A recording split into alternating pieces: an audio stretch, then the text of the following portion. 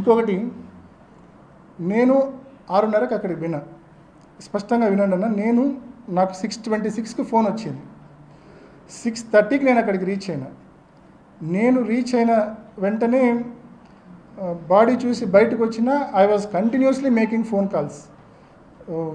కృష్ణమోహన్ రెడ్డి గారితో మాట్లాడినా, నవీన్తో మాట్లాడినా, లోకల్ సిఐకి నేనే ఫోన్ చేసి ఇన్ఫార్మ్ చేసిన.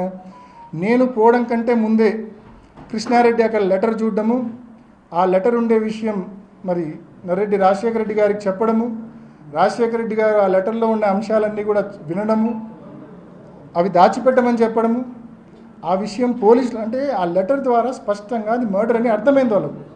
అండ్ మళ్ళీ ఫోటోగ్రాఫ్స్, జనేతులతో ఫోటోగ్రాఫ్స్, వీడియో తెప్పించుకున్నారు. లెటర్ ఉందని తెలుసు, లెటర్లో ఉన్న కంటెంట్స్ తెలుసు. ఇవన్నీ తెలిసి పోలీసులకు చెప్పాలా, కనీసం అక్కడికి పోయిన అవినాష్ రెడ్డికి చెప్పాలా, లేకుంటే పోలీసులకు చెప్పాలన్న ఇంకిత జ్ఞానం కూడా లేదు మన నర్రెడ్డి రాజశేఖర రెడ్డి గారికి. బట్ ఈరోజు ఆయన చేసిన చర్య కరెక్ట్ అంటారు, అదేందో నాకు అర్థం కాదు. That is screening of evidence. Letter దాచిపెట్టడం అనేది screening of evidence, biggest screening of evidence అది. దాన్ని ఓవర్కమ్ చేసి నేను 6:30కి పోయినా అండి అక్కడికి. నేను పోయేటప్పటికి ఇంట్లో 5 మంది ఉన్నారు, ఇంటి బయట మాజీ ఎంపీటీసీ శశికళక్క మరొక 4 ఉన్నారు, ఒక 9 మంది. నిజంగా ఒక వ్యక్తికి తప్పుడు ఉద్దేశం ఉంటే that was the right time. But నేను లోపలికి పోయినా బయటకు వచ్చినా. నేను వీళ్ళు ఏమంటారు, ఎర్రగంగిరెడ్డి వచ్చిన తర్వాత ఎర్రగంగిరెడ్డి, అవినాష్ రెడ్డి, మా నాన్న భాస్కర్ రెడ్డి గారు అండ్ శంకర్ రెడ్డి 4 కలిసి స్క్రీనింగ్ చేసినారనేది కదా అభియోగము. ఎర్రగంగిరెడ్డి ఎన్ని గంటలకు వచ్చినాడండి? 7:10కి వచ్చాడు. అంటే 40 నిమిషాల పాటు I was waiting for Erra Gangi Reddy.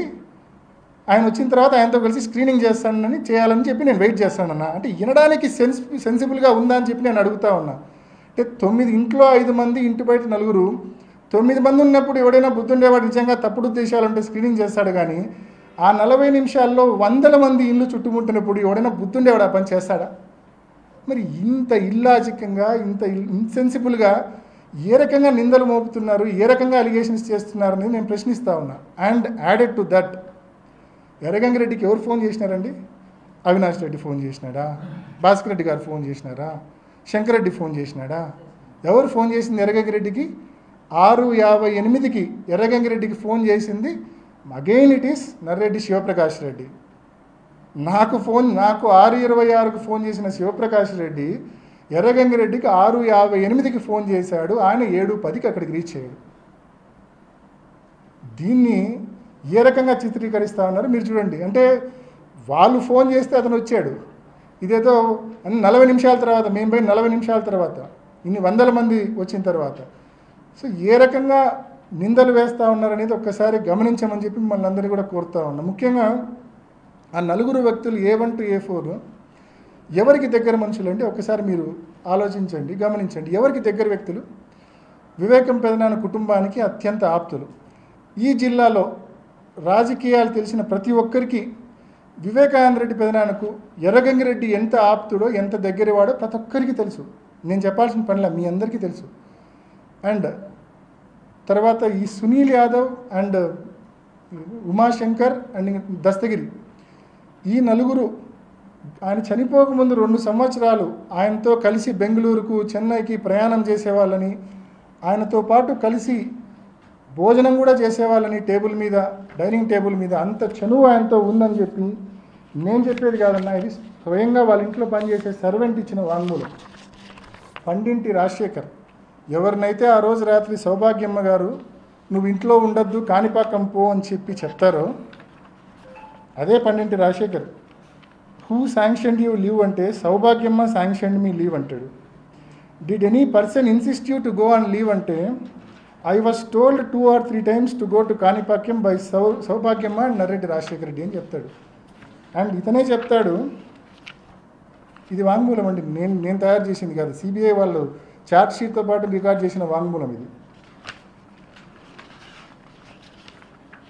దీంట్లో స్పష్టంగా అతని వాంగ్మూలంలో పాపం కొన్ని ఎంత ఘోరంగా ఉంటాయంటే చెప్తాను.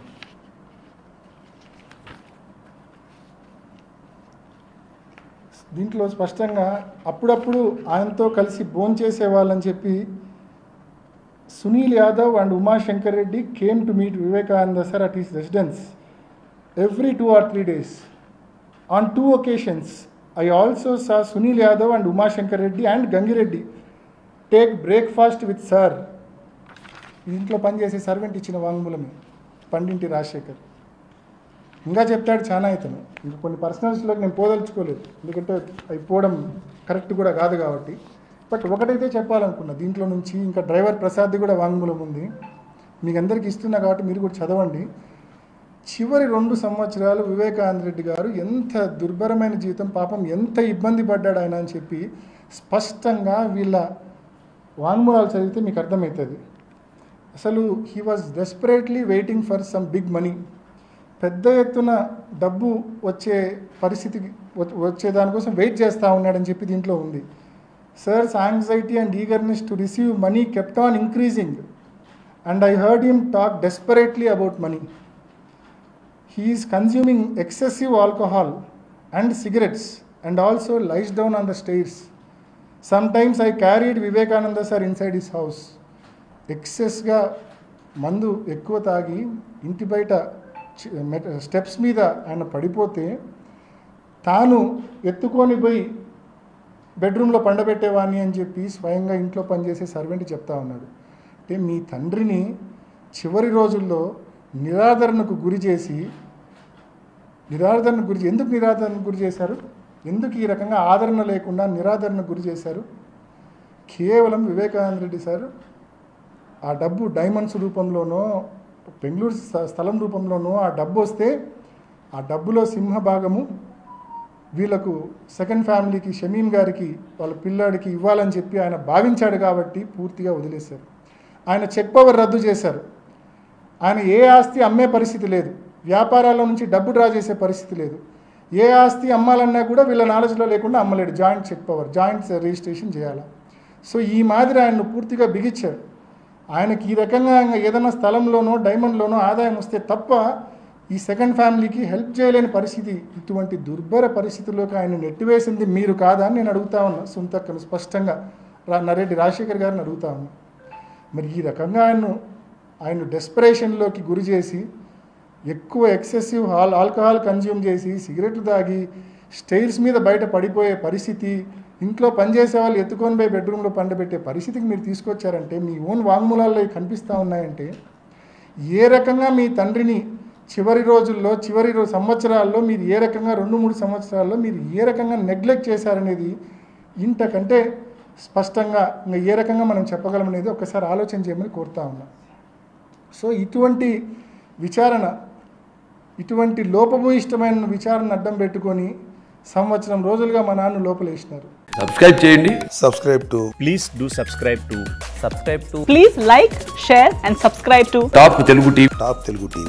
Top Telugu TV.